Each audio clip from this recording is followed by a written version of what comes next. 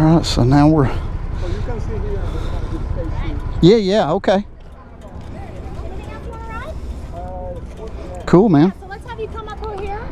We're going to check you in at the front real quick, okay? You want me to explain something about the bike? No, I've got a street glide, so it's pretty much... Yeah, the same. Yeah. Remember that the fairing doesn't move. This color is gorgeous. It is. Yeah. Change, you know, purple and green. Yeah. Where you see it. Okay. All right, enjoy the ride. Thank you, sir. When you come back, let me know if you want to ride. Will do, yeah.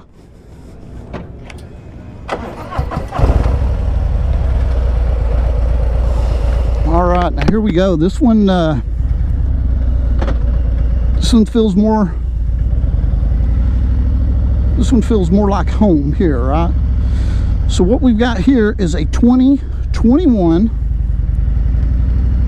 Road Glide with Snake Venom. And this guy has a stage 2 in it. So it's got the 114 stage 2. Man, this fairing feels enormous. Golly bum. I'm used to my street glide.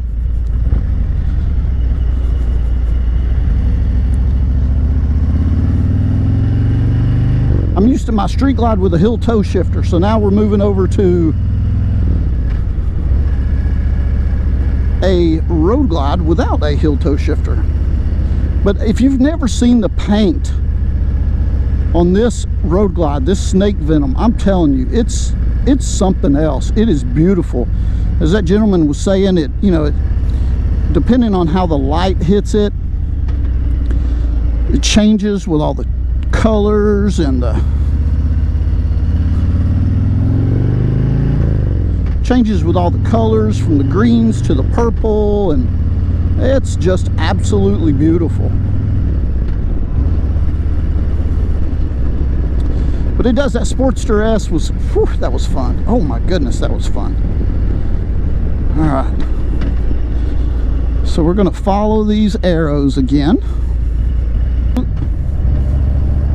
Yeah, one of the main things here is the fairing on a road glide is just feels massive compared to my street glide. Now that might be the case. It might just be my perception, but it does. It feels enormous. Uh-oh.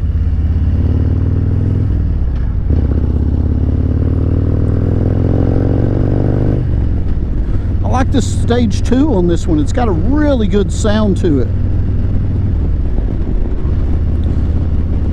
You know, I know there's a lot of Harley Davidson bickerings between what's the better motorcycle, the street glide or the road glide and that type of thing, but I'll tell you, both of them are excellent motorcycles, just really fantastic bikes. I'm sure there'll come a day at one point in my life where I'll own a road glide, but for now I like my street glide. So what can I tell you about this motorcycle? All right, let's see here. Again, on my demo rides, if you're looking for specs and that type of thing, you can pretty much find that anywhere. I am just a normal dude that likes to ride motorcycles, and so I was going to give you my viewpoints on that. Now this road glide, again with the 114 with the stage 2 Snake Venom color, just absolutely beautiful. And these motorcycles, even though they're 850 pounds, maybe even a little more, they handle so well. They are so comfortable. And that's the one thing I love about the street glide and the road glide, is in all seriousness, you can hop on these motorcycles and you can ride all day, and you can ride all day in comfort.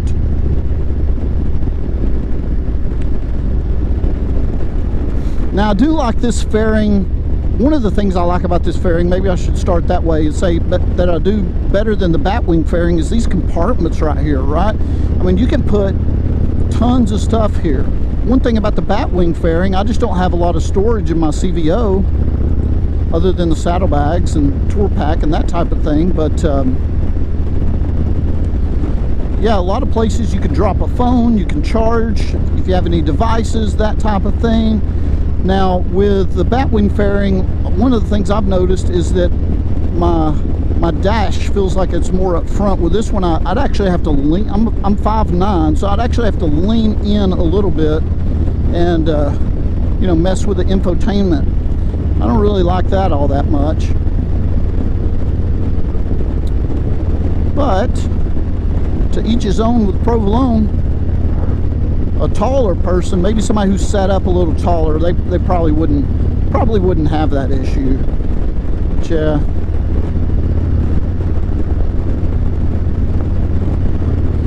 Now let me say this is just a great route that this motorcycle venue has set up. It's got a lot of back roads with some twisties and actually some freeway miles that you get to put on, and they've made the instructions real simple, right? If you see an orange arrow, a turn is coming up. If you see 2 orange arrows, that's the one you need to take. So really easy as far as, you know, following directions on where to go. And once you do this route once, it should be a piece of cake to find my way around next time. But yeah, you hear that exhaust? It sounds really good on this bike. I mean, really good. Now I will say this about the 114, unless you're just really throttle crazy, the 114, I would think for the average rider and for most riders, the 114 is going to be absolutely plenty of throttle. And if you add a stage 2 in that, it's just going to provide more get up and go, more torque, more power, you know, from the start and that type of thing. So you're going to be just fine. And it's going to, this engine is going to give you plenty to go on. A few little twisties through these roads. Great thing about that is even with the weight of this motorcycle, it's so well balanced and so tuned in that, man, you can just handle these curves like it's nothing. Like just dipping right through here like that, just piece of cake for this bike. So, you know, if you've been riding for a little bit and you want to move up to a heavier bike, you know, I wouldn't let the weight of one of these heavier cruiser type motorcycles intimidate you all that much.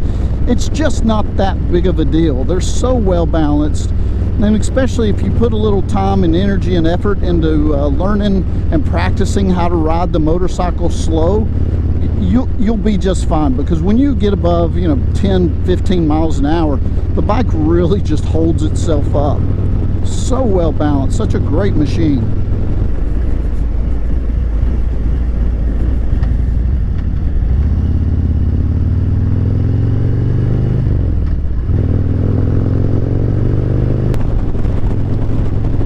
Yeah, so let's talk about the great debate of Batwing versus Shark Nose when it comes to the wind. So I'm cruising down the freeway, 70 miles per hour right now, and I gotta be honest with you, I really can't tell a difference. Now, I've heard a lot of people say, yeah, there is a difference. The Batwing, you know, keeps more wind off of you. No, the Shark Nose keeps more wind off of you. And I'm telling you that with me, my personal opinion, I really just can't tell the difference. I mean, I'm getting pushed around a little bit, but it's not a whole heck of a lot. But yeah, you know, it might take miles and miles and miles on both motorcycles side by side for me to have a fair opinion.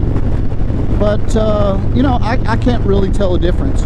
So if it was me and I was offering some advice to you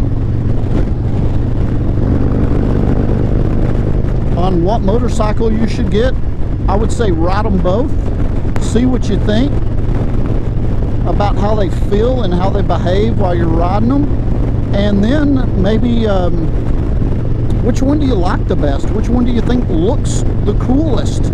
That's the one you should probably go with.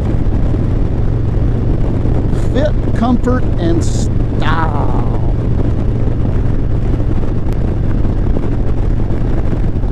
So I don't know if I mentioned this or not, but I am currently in Lebanon, Tennessee at the IMS Outdoors motorcycle event. And I came up here this morning to demo some bikes and to meet a few people from Ruroc, just to hang out and say hello, because they're here. They're a motorcycle gear vendor. They're here, so I'm going to say hello to some of those guys. But as soon as I walked in the door, I made a straight up beeline for the Harley Davidson demo tent, because I know when events like this, it starts getting later in the day on a beautiful Saturday like this, and man, the time slots are straight up they're gonna fill up. It's just the way that it's gonna go. So I wanted to get a little bit of riding in before the masses had their opportunity to claim my motorcycle time.